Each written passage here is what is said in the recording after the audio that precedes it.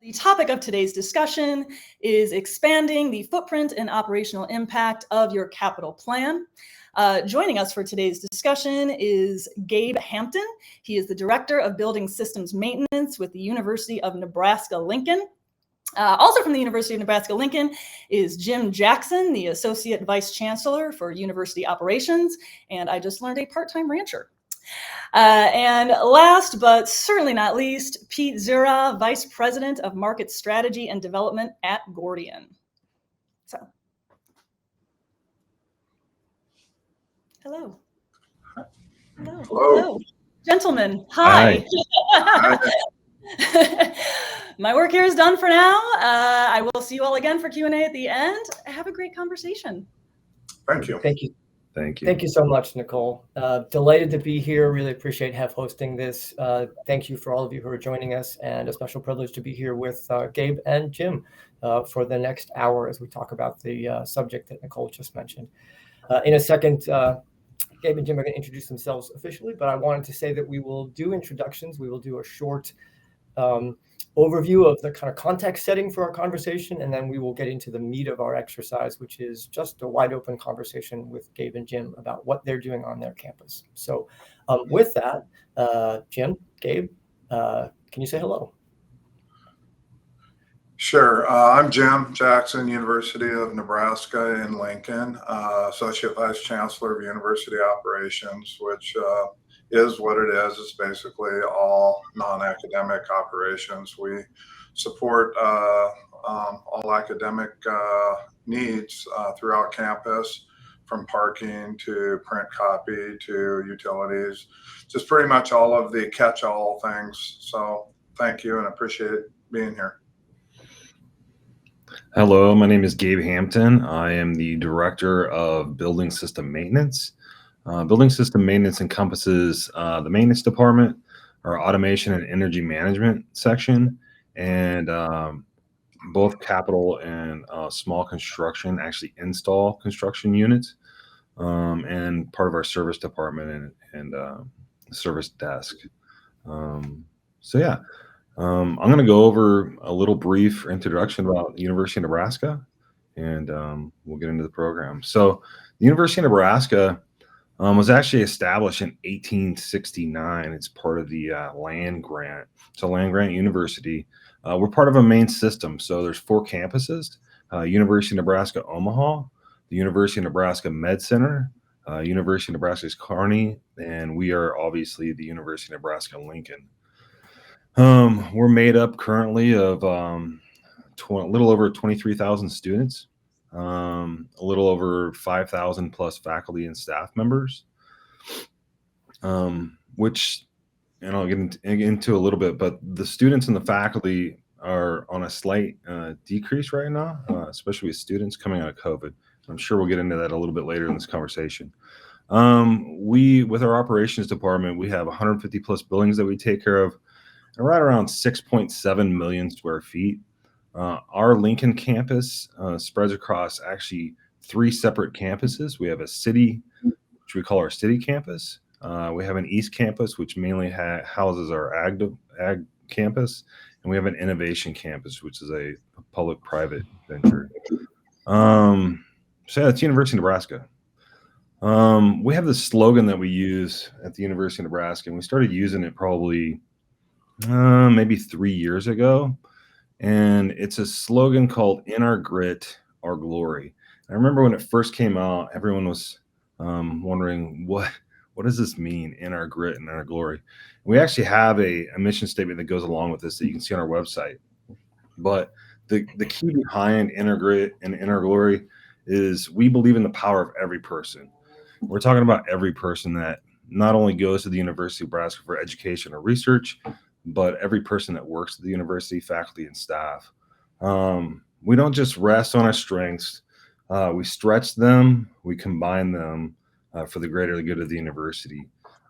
And there's a slogan at the end: "This is how we do big things."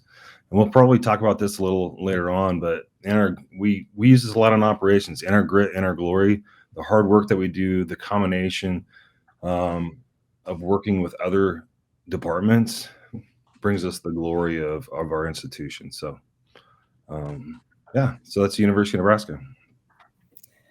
I've always loved that phrase. It just so aptly describes all the people I've ever met in Nebraska that just really get down to work and make it happen and let the work show themselves in terms of what that means in terms of the product. So perfect slogan for you guys departmentally.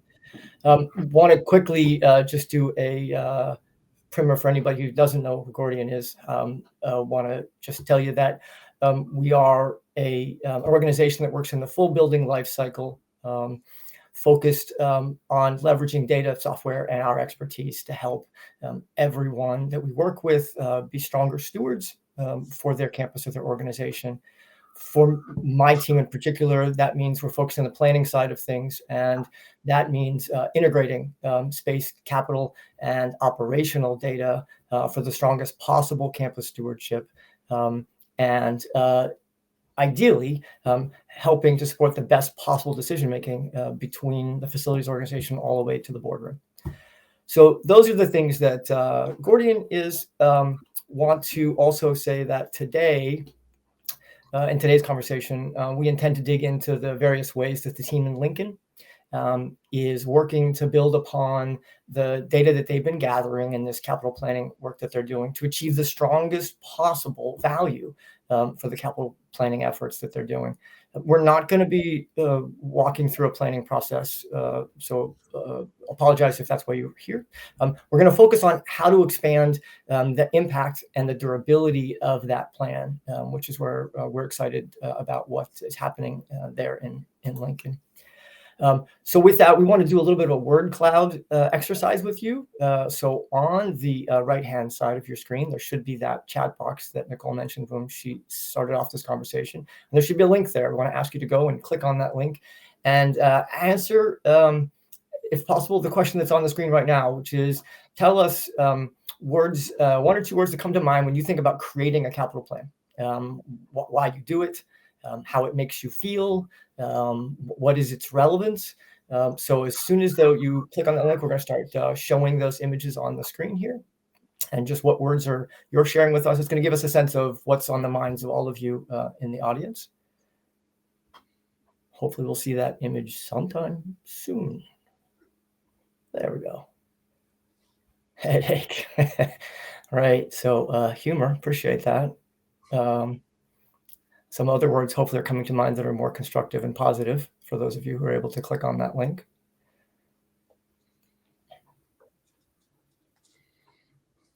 Hopefully you're able to find that link and start clicking on it. Somebody did. There we go. Daunting. Excellent. These are certainly words that come to mind for any of us who've ever participated in plans like that. Oh, something optimistic. That's good. Appreciate that.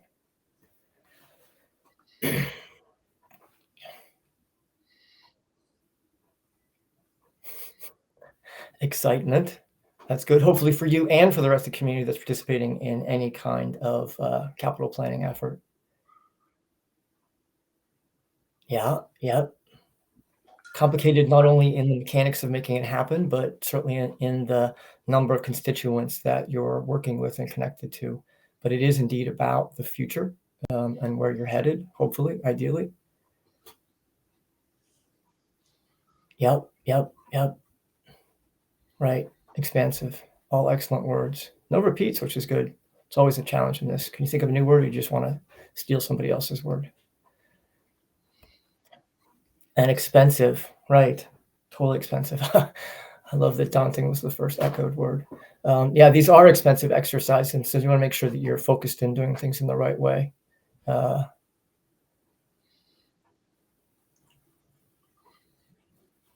Sustainable budget.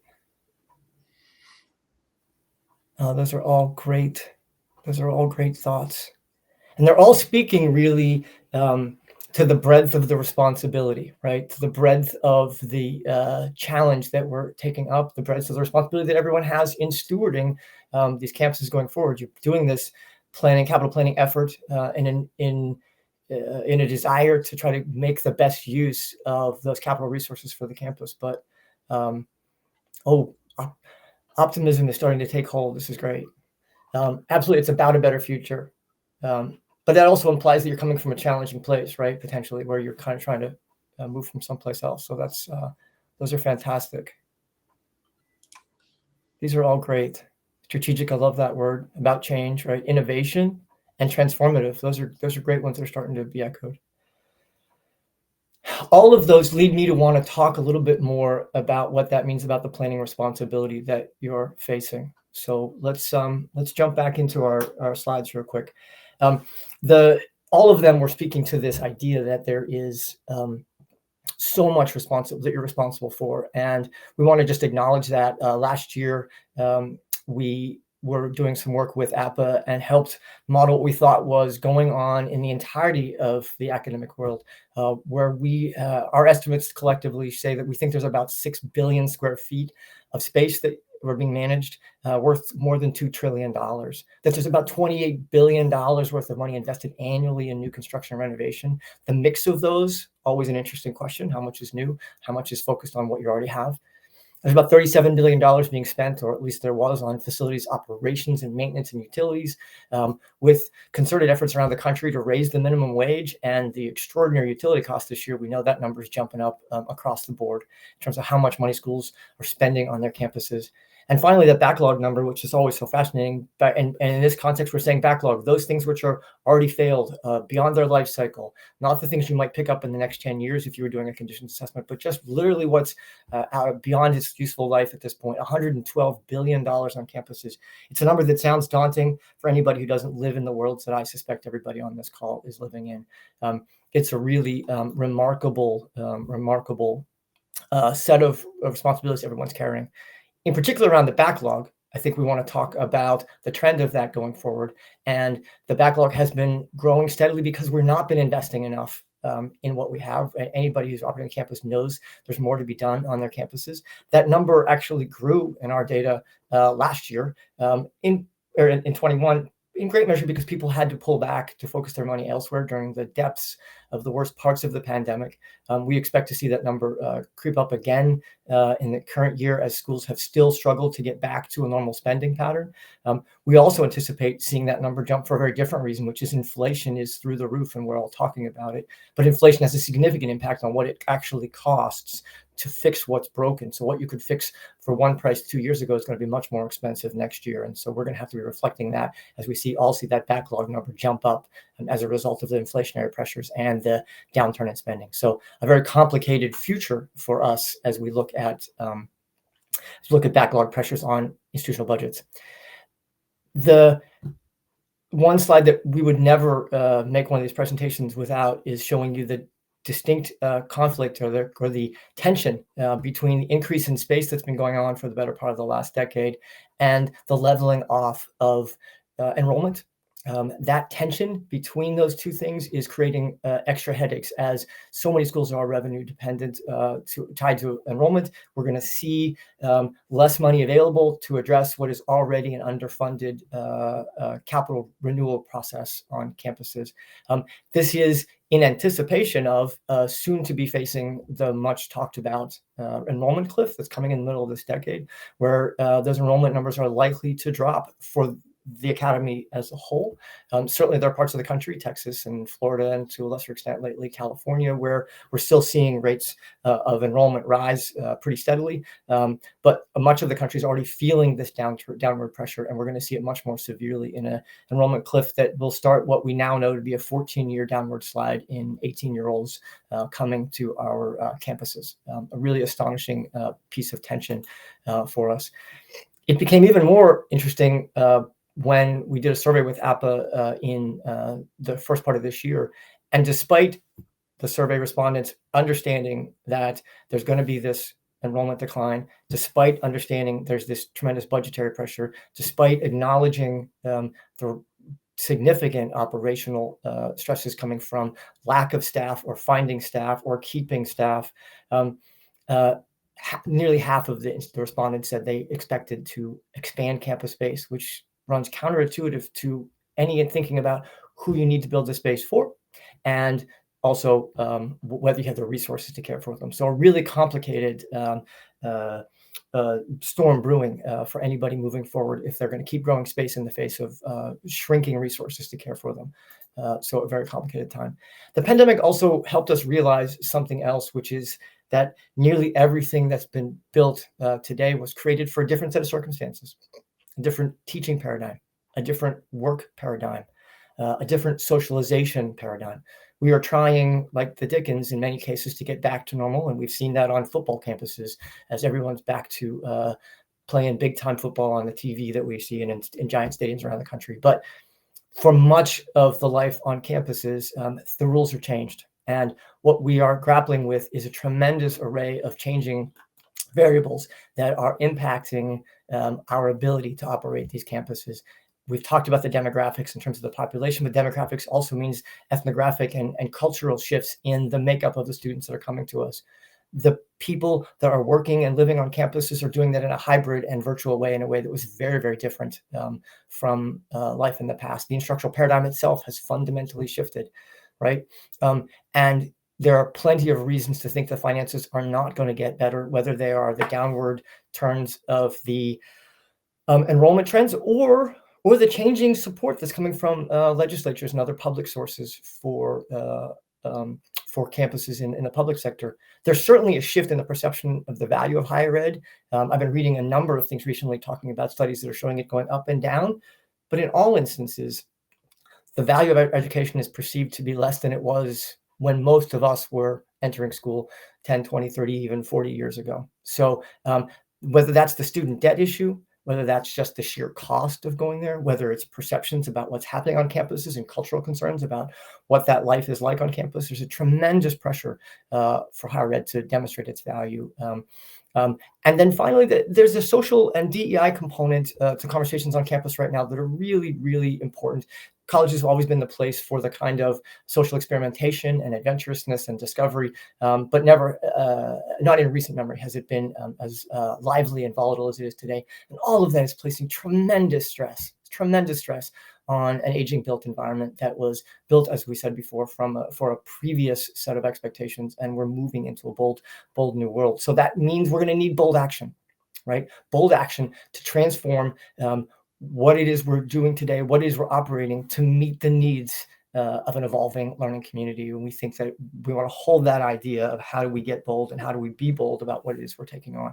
So with that said, I want to make sure we come back to bring in Gabe and Jim back to the screen and begin the conversational portion of this discussion. I hope that context setting is both familiar and helpful for the challenges that we're all facing. So what we want to do now is kind of explore a little bit what kind of bold things are happening there in Nebraska. But I want to start first, guys, with how would you describe the condition of the campus or how it was performing to meet the needs of the community? And if we go sort of pre-pandemic, like how were things going?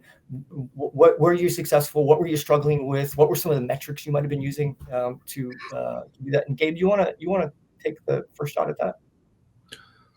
Yeah, I definitely can. I think pre-pandemic, things were going pretty well. We obviously had an issue with capital renewal backlog, but things were going well. Student enrollment was kind of going up, or at least the conversation of that was going up. I felt like we were in a good headspace, and then obviously the pandemic hit. I think it's interesting your slide. And this is kind of pre-pandemic too, but interesting your slide on enrollment versus space. When I was going over the data for Lincoln, and I talked about the 23,000 plus students, and the 5,000 plus faculty and staff, that's actually a decrease for us. And I think you can correct me if I'm wrong, Jim, but I think it's around a 2% decrease. And then contrary to that, our space and our gross square footage in our buildings was actually an increase. So at Lincoln, Nebraska, we are proving that actual data of decrease in student enrollment and increase in space. So it's been somewhat of a, well, when we stop and think about our capital plan, we go back to the word cloud.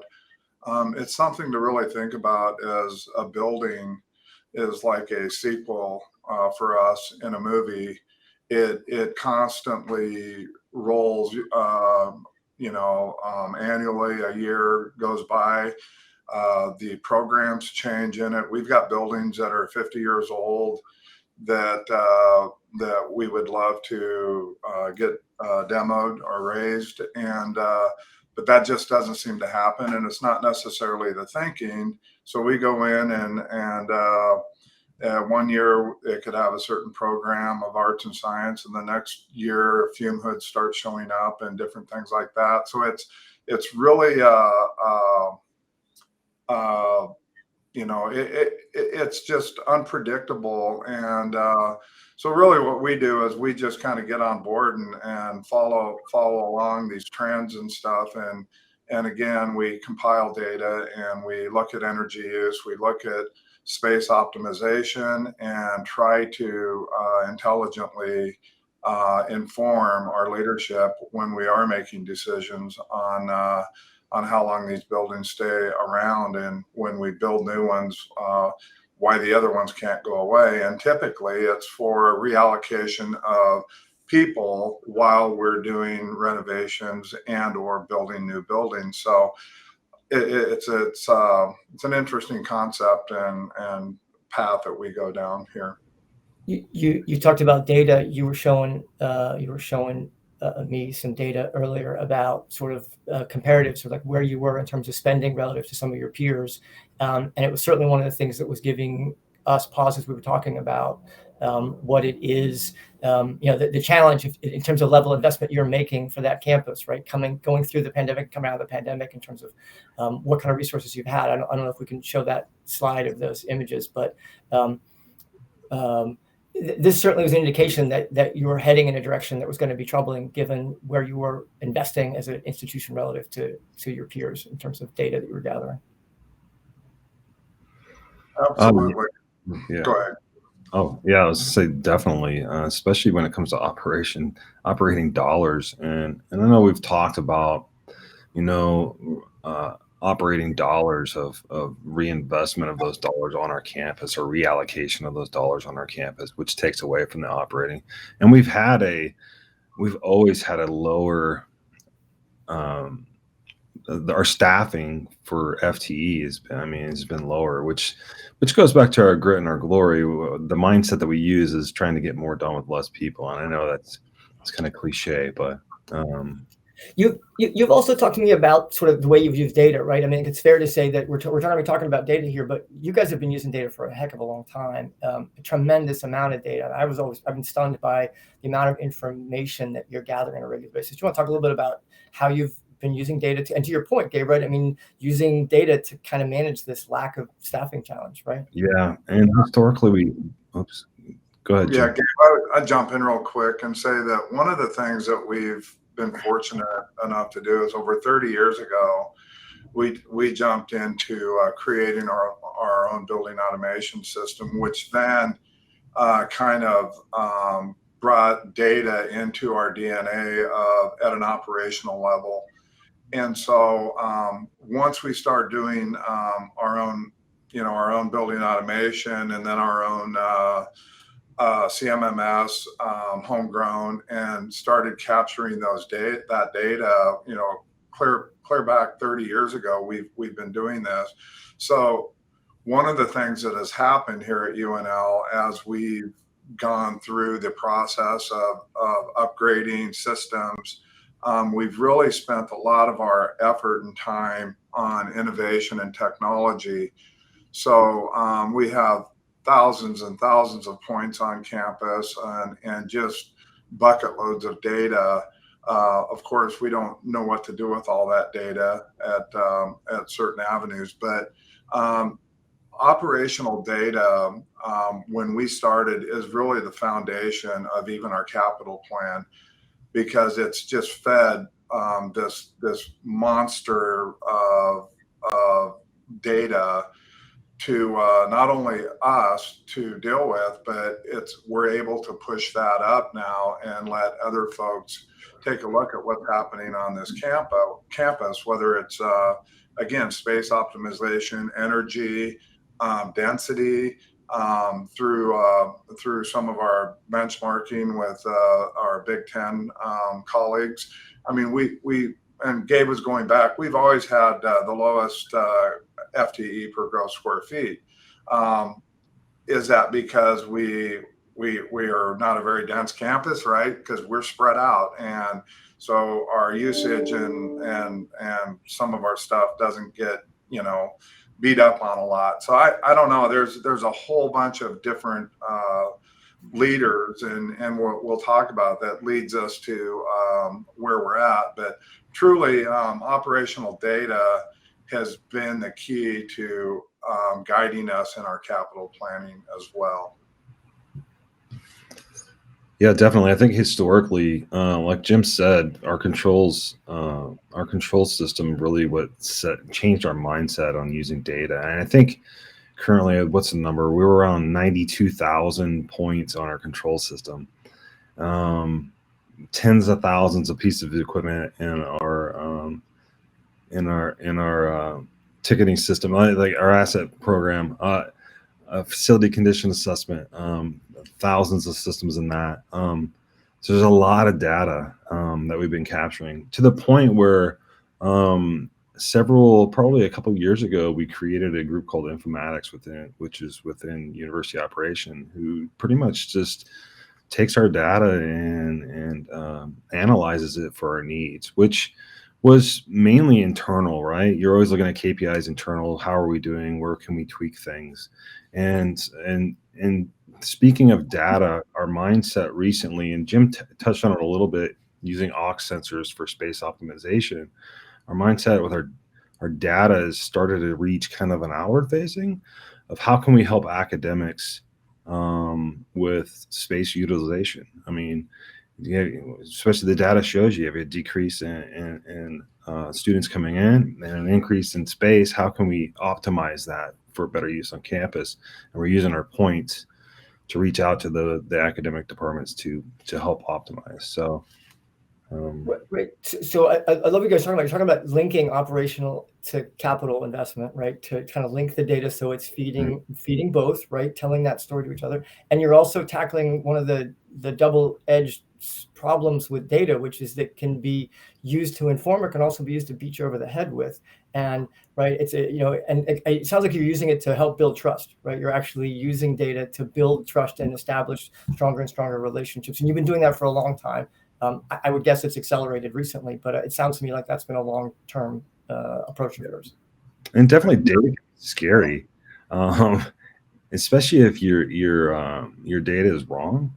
And you can use data in a bad manner. And I think we're trying to use data to co-mission with the university departments to figure out how we can together fix some issues on this campus. And one of those is space optimization. So that's really kind of, for me, it's exciting. You just used a word that I want to make sure we don't lose, which is co-mission.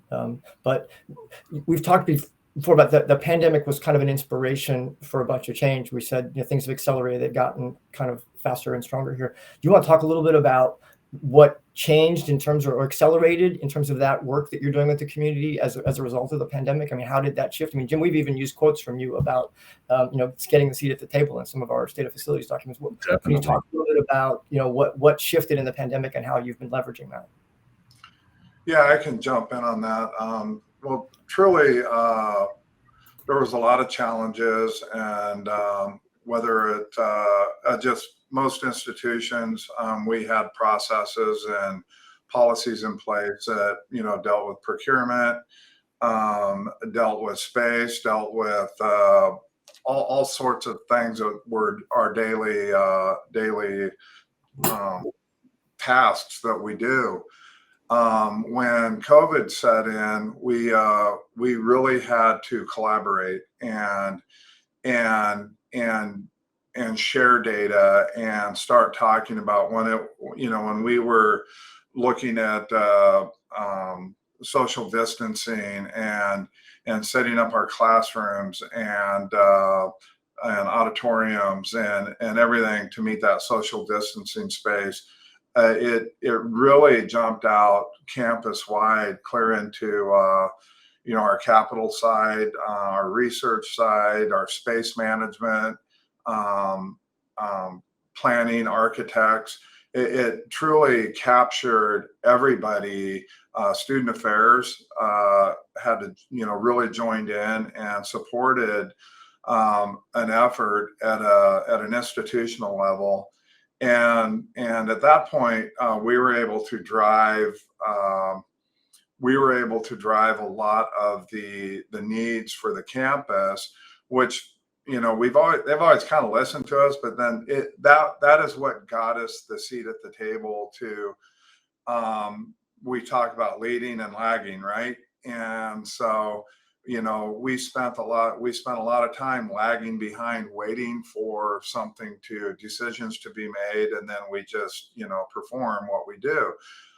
It changed for us to the point where we were leading conversations and working with once again Gabe's term, commissioning with other units on campus to do what we had to do at a global level, not just on campus, but in our community and the other institutions. I mean, we all kind of partnered on that. And as we started to go through it, and the COVID reactions kind of died down a little bit, the goal was, or our thought was, we sat there and looked at each other and said, well, how do we keep our seat at the table, right? And so that's where the data, we start thinking more about our occupancy sensors, data that we have that leads directly into our capital plan and space and increase in space and our programmatic needs.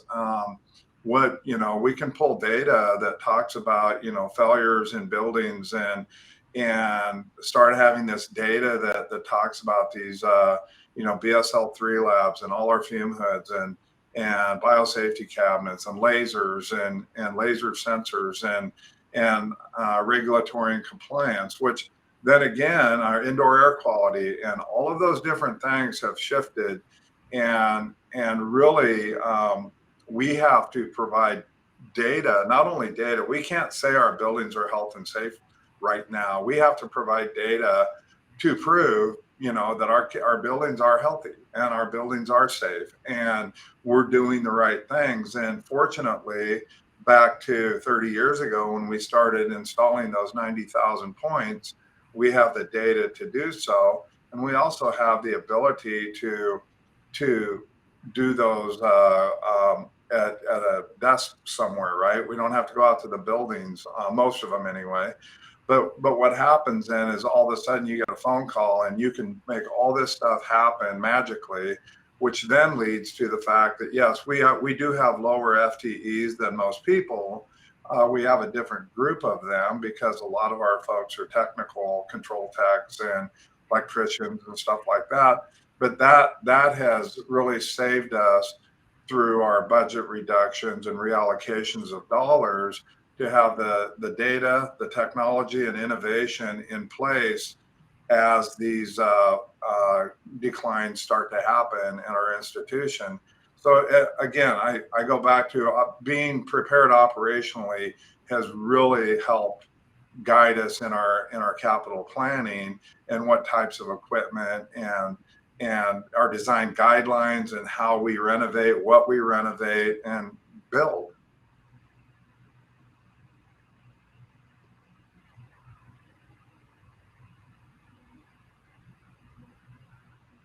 I think you're muted, Pete. Yeah. All right, thank you. So really interesting linkage between the operational learning, the awakening you're describing within the community, you're kind of coming together, and how you can apply it going forward to the capital piece, right?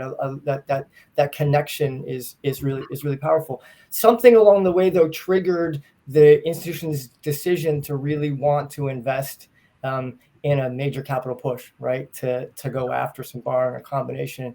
You want to talk a little bit about what were some of the triggers for that? What kind of things got you grappling with, thinking about that as an institution? Was it local or was it also maybe legislative in terms of where the opportunities were coming from?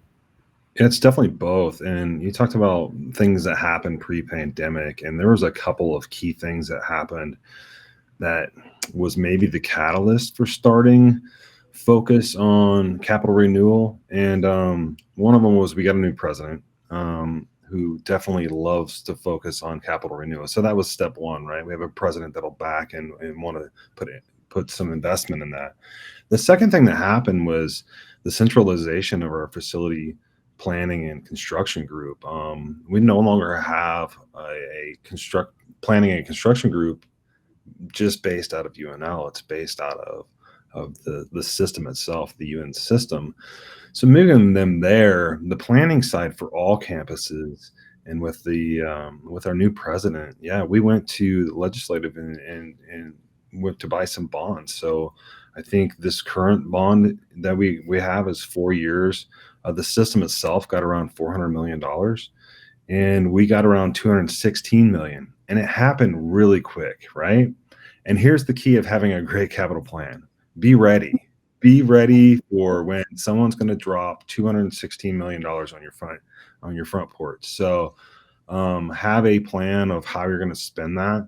Luckily, we have a pretty robust FCA right now that can help guide those decisions. But our UN system was kind of the catalyst. Like, we actually now want to invest, and we got to figure out how to get money. So it's bonding, and we're planning on doing it, I think, for the next 40 years.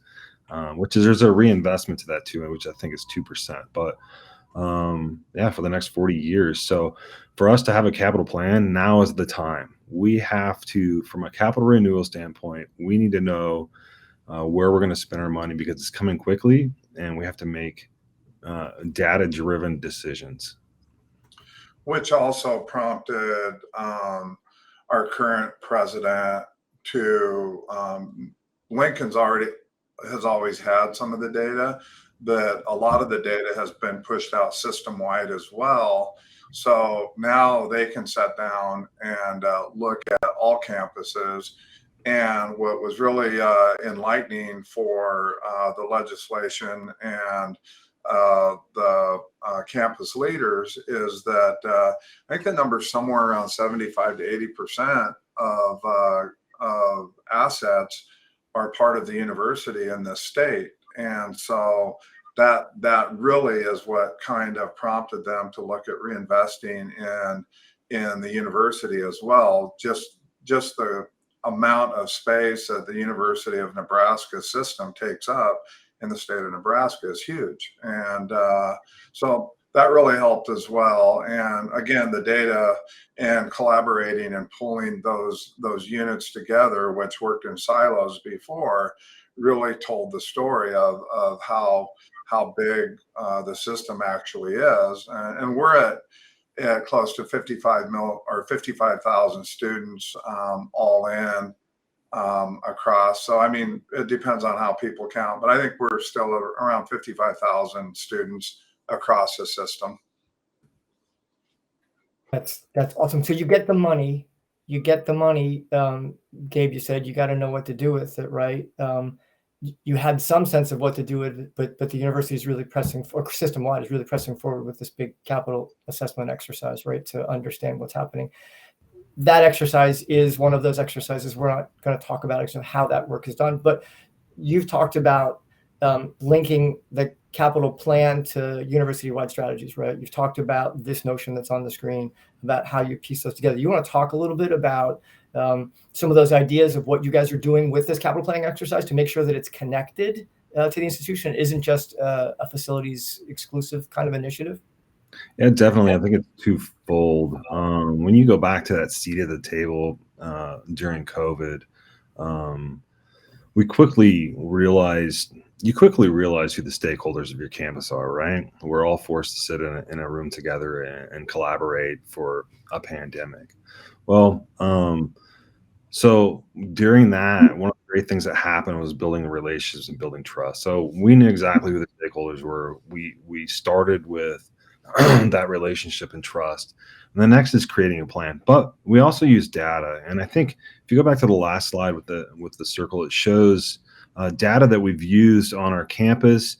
this is two things, right? This is gross square foot usage of by function on our campus on the left side, and on the right side is our capital plan from a deferred maintenance backlog or capital renewal of need.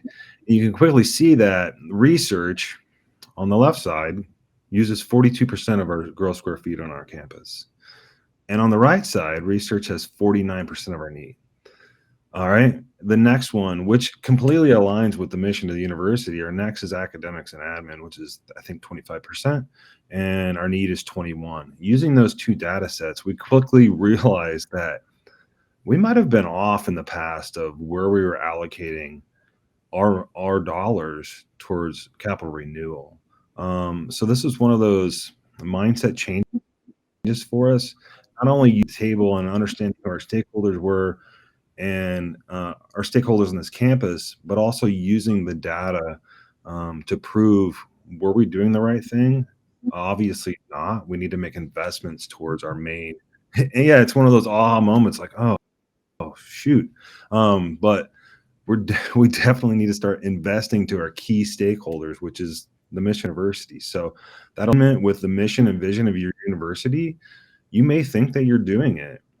We get caught up in those times of the secondary and third levels of people that maybe bark the loudest, right? But use that data to realign what you need to be doing towards the vision and mission of your university. And that was that last slide there. So that's one piece of this, this linking the capital plan to the strategies, right? To kind of understanding how you're going to make sure the data that you're gathering is connected. You've used this phrase before, this notion of commissioning. It's new vocabulary for me. You guys want to talk a little bit about what you mean when you talk about commissioning, and both what it means as a concept and maybe how you're not just thinking of it as a capital piece, but how you're actually operationalizing that concept? Yeah, I can jump in on that. So really what, as we've moved forward through in and out of the pandemic, we've always kind of had a relationship, but it's always been a reactive relationship. And over the last 3 to 4 years, we've started to really get to know the leaders in whether it's research, arts and science, engineering, the ag side of things, and INR, which institutional group there.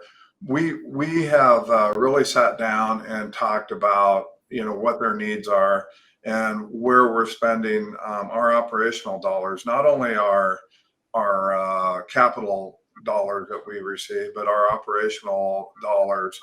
And one of the things that has happened over the years is a lot of times when they get a new grant or get a new researcher in, all of a sudden, something shows up, a piece of equipment, whether it's a laser or an MRI machine, it doesn't matter.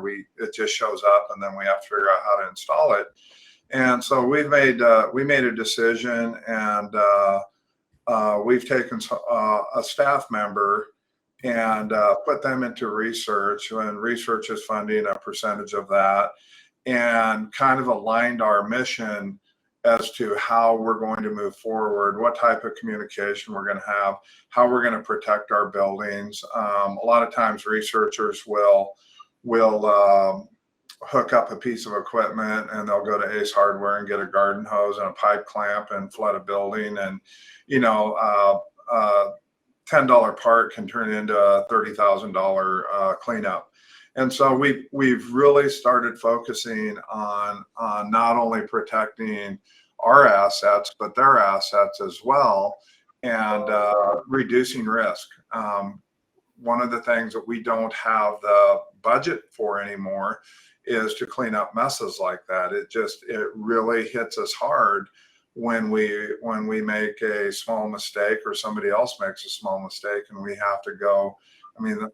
$20,000 here and there twice a month gets expensive. And so really when we talk about commissioning, it's setting down and looking at where we're going and how we're going to get there, and how we're going to be the most effective, efficient, and risk averse in in getting there. We just got to reduce, we got to reduce risk and be on the same page. So yeah, that's kind of what it is, but it really is fun because it just changes the whole dynamic of the relationship with all these departments. And then you kind of become team members and they kind of become part of facilities and we're part of their group. So it's been actually really fun to do. I really enjoy hearing you guys talk about it because it's not as though we don't all think and talk as though we intend to work together with people on campus, but you're actually formalizing it, right? You're creating a formal structure, and this structure is unique to your campus. It might show up and look very different on a community college campus or a small liberal arts campus or another research university somewhere else. But I think it's really exciting to formalize those connections and make it something that everybody owns and buys into. I feel like I need to ask a question around like, what are you learning? Like, where are you in terms of the process with gathering data? And what are some of the takeaways or the techniques you think you're employing as you've gathered the information in the capital plan itself? Like, what's some of the what have you learned so far? I guess is what I'm asking. What have you learned so far? And maybe I think there was a slide that we had pulled up that was just showing some of the raw data, like where the current need exists. I think is a slide that we have. Yeah, that one right there. Yeah, our current need is in the core mission of our university is research and academics. Obviously, that can be broken down into systems, and I would say that the key things that we've learned so far, and I don't know if this is where you're going with this, but I think it's a very important piece, especially with the pandemic and is have a plan, but be prepared to pivot. When we received our initial 216 million, we came up with a plan of where we were going to invest that money on our campus. And we quickly learned through what's happening in the economy that, and I don't know the exact number, but if not in half, it cut it down by a very high percentage. So we're quickly having to adjust our plan to reallocate that money to certain needs. But definitely focusing on our two things, the research and academic. And some of this was post us discovering the data and really refining the data, was post making the original decision for the 216. So this has allowed us an opportunity to maybe reallocate some of that money to some other needs on our campus, but also not forgetting we're talking about two core things, right? The academic side and the research side, and you can't forget the middle ground. You can't forget the lower 3/4 of your campus. So you're going to have to speckle some of that in there also.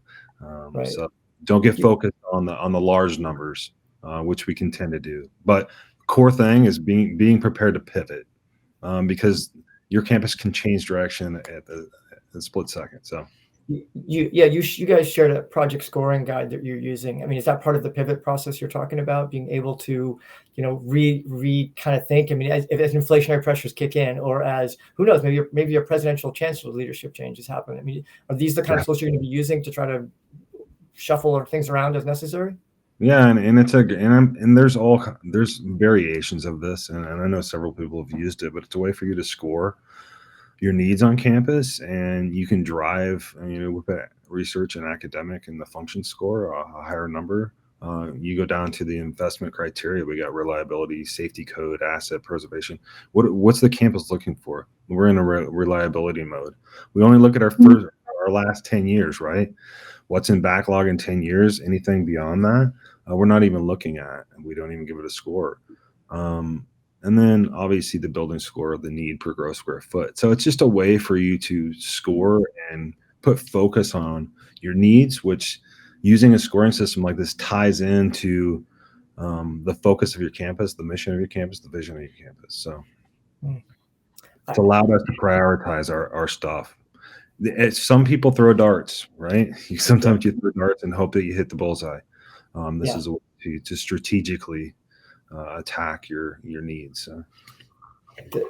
That's great, and I have a bunch of additional questions, but I'm also conscious of time, and so I thought maybe we could just throw up one slide that references something that Jim mentioned earlier, which is a slide talking about the lagging and leading relationship that you were mentioning, Jim. Right, this whole notion, right, that facilities actions need to begin to move from a lagging response, reacting to what people are asking, to a leading planning element, folded into the thinking of the researchers, folded into the thinking of the academicians, folding into the thinking of the senior administration, not as the exclusive driver, right? We could, egocentrically want our ideas and our facilities issues to be the first and front and center. We know that's not where they belong, but they need to be there at the table. And I think that that's a really big change that we're starting to hear as we talk to people around the country more and more about it. And you guys, it seems to me like you're unfolding that thinking into the capital planning work that you're doing right now, which is really exciting. I'm conscious of time. I know, Nicole, you said there are a couple questions. I saw a little side chat here. Do you want to join us again and maybe share with us a couple of those questions so we can make sure those get answered today while we're all together? Would that be possible? There she is. Hello. Yes, we do have a couple of questions here. I will go through them just kind of in the order that they were asked. First one's from Scott. He says, what about coordination with the Army Corps of Engineers and the Naval Facilities Engineering Command, both of which are involved in energy management initiatives and alternative intelligence? NAVFAC, I believe, still uses what they call an annual inspection summary that identifies potential breakdowns before they occur. Wow.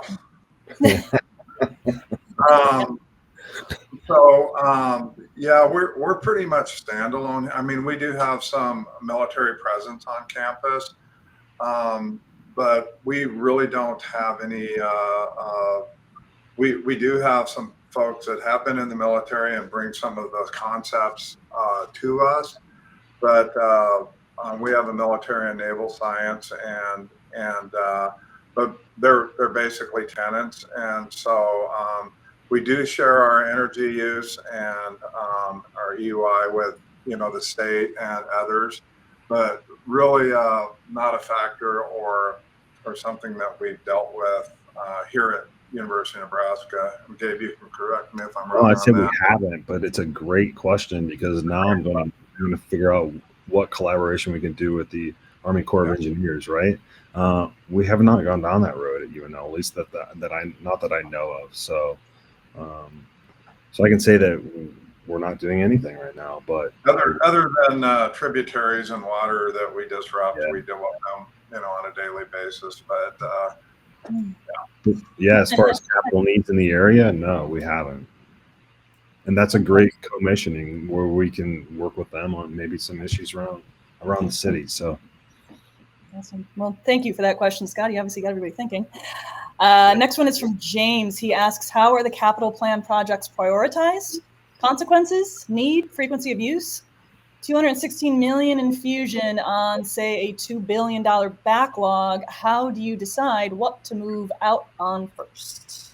So we should be clear. The menu. It's $2 billion is big, but that's not the backlog that you guys are talking about. That's really urgent need, right? It's a much smaller urgent need there in Nebraska. Is that correct? Yes. I think we're at 600. I think we're around 600 million. Yeah, I think so. So I think we kind of went over the criteria of needs and the multipliers and putting a score system. You can get quickly overwhelmed by looking at the needs of your campus if you don't have some type of a way to data mine that. And I think, and that's why I really like partnering with Gordian on using a system to use our mission and vision of our university, needs of our campus, and come up with a scoring system of our backlog and our 10-year outlook. So anything that's within 10 years of renewal. So, and I would also add, Gabe, that programmatic needs are really critical and drivers for us. When you get a new dean in and you're trying to push a program, a lot of times those investments will rise to the top just to support a program as well too. So a lot of those decisions are not just necessarily made on the data. It's made on a plan or a future campus need or goal as well. And I think that's very important of why you need some way to pivot quickly, right? Yeah. Get a new dean, get a new president. We have to quickly alter our data, and we do that by obviously the criteria. Or Russia invades the Ukraine, right? And the world shifts, right? Yeah, absolutely. Or a quick change in the economy. I mean, things that you want to try to tackle, maybe what you thought you had the money for, you don't anymore. So you have to quickly go through your data, and using those criteria multipliers helps pivot quickly. Right. And COVID told us that back in 2020, right? How fast we have to pivot sometimes. So. Yeah, right. It's a lesson we continue to learn. Last question. Are you using VFA to get the data this way, or just BAS? What was the first one? BAS. We're using BAS, yes. He asked, Josh, I'm sorry. Josh asked, are you using VFA to get the data this way, or just BAS? By VFA, are you talking about the data collection organization VFA? Which, if that's who you're talking about, VFA, for anybody who doesn't know, is now part of Gordian. So, but we happen to be working. With the Lincoln team, and we're using any resource possible to actually make that data collection process work. But so we collect data in several ways. One is, what was the other one? We use our controls. Yeah, we use our control system for all those data points, and we use our ticketing management system. To collect a whole bunch and keep our assets, and then we partner. We actually co-mission a lot with Gordian, and it's been an actually great relationship through the word. And Pete, see, we co-mission, and we use a couple of the products, the ROPA and the FCA, and that helps us refine our data. I mean, there's plenty of companies out there for asset management and facility condition assessment, but that's part of the capital plan, right? Having a plan for your data. But we capture it in multiple ways, multiple platforms. One thing, if we got 1 second left, we should talk about our FDD, fault diagnostics and detection system as well. That's really helped us understand exactly what our costs are. It monetizes failures and breakdowns, and it's very predictive and analytical for us. So we also use that system as well to make investment decisions based on the monetary value of the failure or what's happening in that building from an energy standpoint and comfort, and again, just the experience in the building, too noisy, quiet, whatever. So we use that system as well. So it's a way to close that out, because it's a great comment, Jim, because you're exemplifying what you've been talking about, right? Linking the operational information with the capital information. You're activating the capital data that's being gathered, that's static, that says it is or is not broken, with long-term, real-time information that you're gathering through all of the tools you have to make sure that it's informed. That's part of that information process that makes that prioritization exercise you were talking about, Gabe, so much more valuable, because it's not static. It's not people from the outside coming in and saying X is broken, you need to fix it. It's actually linking the operational world with the capital world to really put a capital plan in place that's going to be most beneficial for the campus going forward, which is, just exciting for us to witness as you guys are doing it there on the campus, because it's going to be the best way to leverage the money you have, which is immense, but still nowhere near what you need to address all the challenges there on the campus or across the system. So very exciting. I think it's a great way to close out I think that's a great closer. Yes. Well, thank you all. Thank you three for your time today and for joining us, for bringing us this conversation. I'm sure the watching audience got a lot out of it. So thank you again for that. Thank you all of you who are with us watching this today. We will have a recording of this. We'll have a summary of this, make that available later. All of the contact information for Jim, Gabe, and Pete is currently on your screen. Take a quick screenshot because we are going to be moving on from that in just a second. Once again, thank you, Gordian, for supporting HEFF, for supporting this webinar, just for working with us in general. It's always a pleasure. So thank you once again.